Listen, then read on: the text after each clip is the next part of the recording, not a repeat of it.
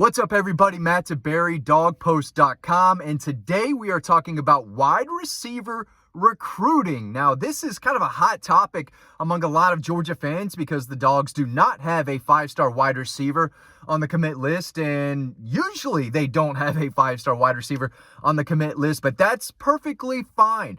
That's okay, and I'm going to explain why in today's video.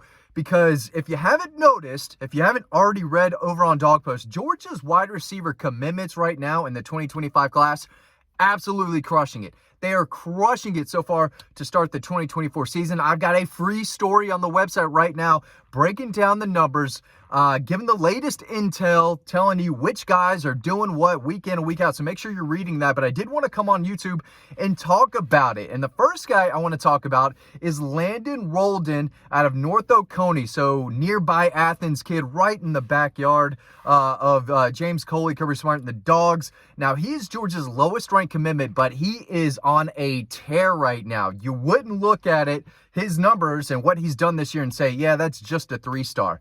6 foot, 180 pounds, great athlete, a crisp route runner. Dude gets open, and he's a natural athlete. This past weekend, when North Oconee beat Clark Central, he caught 7 passes for 185 yards and 3 touchdowns, rushed for 10 yards and 2 more touchdowns, also had a forced fumble as a safety on defense. This is a two-way player. Now, I don't know his exact numbers so far this year. They're not updated on Max Preps. I have not been able to reach out to one of his coaches yet, or I've heard back on his final stats, but he had around 60, 70 yards and a touchdown in week 1. In week 2, I believe he had an interception. Not sure what he did offensively, but this past weekend, this kid was electric. He was the best player on the field, and I'm telling you right now, there's, guys who probably should be ranked a little higher, currently committed to Georgia, and Landon Rolden is one of them. He's having a terrific start to the season. Lowest ranked wide receiver that they have on the commit list, but he's not playing like it. I'm telling you right now,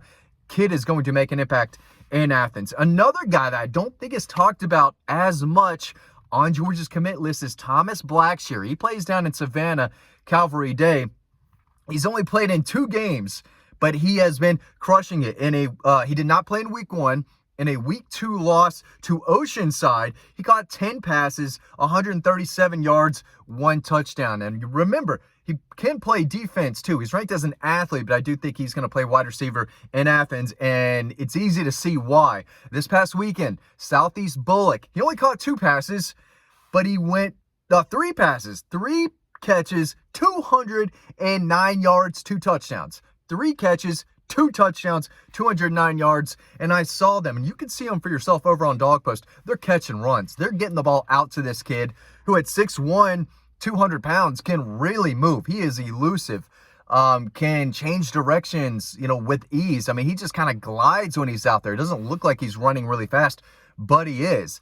And he naturally kind of, works his way around defenders. He's tough to corral is what I'm trying to say. So for a kid who can kind of power through you, runs like a running back a little bit, runs behind his pads for a wide receiver, kind of plays the position like a running back after the catch, he's looking to score. And he has done a really, really nice job so far this season. Again, he's not ranked super high, but this is a kid who can play. And James Coley was looking around for wide receivers in this class, and they liked him early on in the process. He's not a kid with all the major offers, but he can play. He's a two-way guy, again, wide receiver, defensive back, who is catching a lot of passes so far this year, but making the most of each one. 26.6 yards per catch. 26.6 yards per catch. When he's got the ball, big things are happening. Now, I say that because the next guy I'm talking about, Talon Taylor, has more yards per catch. He's another massive big play machine, 27.6 yards per catch. I'm going to break that down in just a second. But before I forget, because I will, collegebronze.com. That's where you can get the #1 Georgia Bulldog statue on the market today. I've usually got him with me. He's on my desk. He's back at the house. But yeah, promo code DOGPOST, DAWGPOST. It's selling season, so get yours today so you get it soon. You're not going to find it anywhere else on the market. All of the information is in the description below in this video.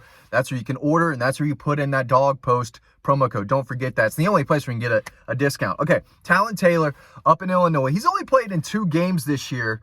In a 63-0 win in week 1, he got 3 passes for 73 yards and 2 touchdowns. So again, the guy only caught 3 passes. 2 of them went for scores. Very similar to Thomas Blackshear. When he catches the ball, there's a chance dude's scoring. In a week 2, this past weekend, he caught 6 passes. So for 175 yards and 3 touchdowns. I think that's correct. That's what I have written down. He caught 6 passes, 175 yards and 3 touchdowns. Again, a big play machine. He's ranked as the number 50 overall prospect in the country for a reason. He's the number 9 wide receiver in the prospect. So if you hear someone say Georgia's not signing elite receivers, you can point to this kid, right? You can't look at the ranking for Thomas Blackshear, Landon Rolden, and Tyler Williams, so I'm going to talk about in just a second. But you can look at Talon Taylor from Illinois and say this guy's unstoppable in the region he's playing against, the kids that he's playing against. He's absolutely crushing them. The ball skills, the size, the quickness, the agility. This is a guy who can get open on his own. You can scheme him open, and that will help, right? But he doesn't need the scheme to get open. He can create separation with ease. He's a fluid runner with terrific hands. The ball skills, when he jumps, he just hangs up in the air. Very similar to A.D. Mitchell. When he jumps, he just kind of floats and then catches the ball as the defender's falling back to the ground. Talon Taylor could do that. He can leap up, kind of stay up there for a second, snag that football, contort his body up in the air, making a good catch. The ball skills are easy to see. The shiftiness and the burst. This kid's got a lot of tools, and he's playing at a very, very high level right now, one of the top 10 receivers in the country. And again, he took half of his catches for touchdowns last week. 5 touchdowns in 2 games. Not playing against the best competition, but he's killing it. That's all he can do right now is what he's doing so far. He is an elite receiver coming to Athens. Now, another guy I want to talk about, Tyler Williams. Now, he had the slowest week of all the commitments. I'd say the 3 guys I talked about before him had better week 3s. But he's caught 6'1", 205. He's caught 8 passes for 184 yards, 1 touchdown in just 3 games. I've been saying for a while, this is a guy that they need to get the ball to more.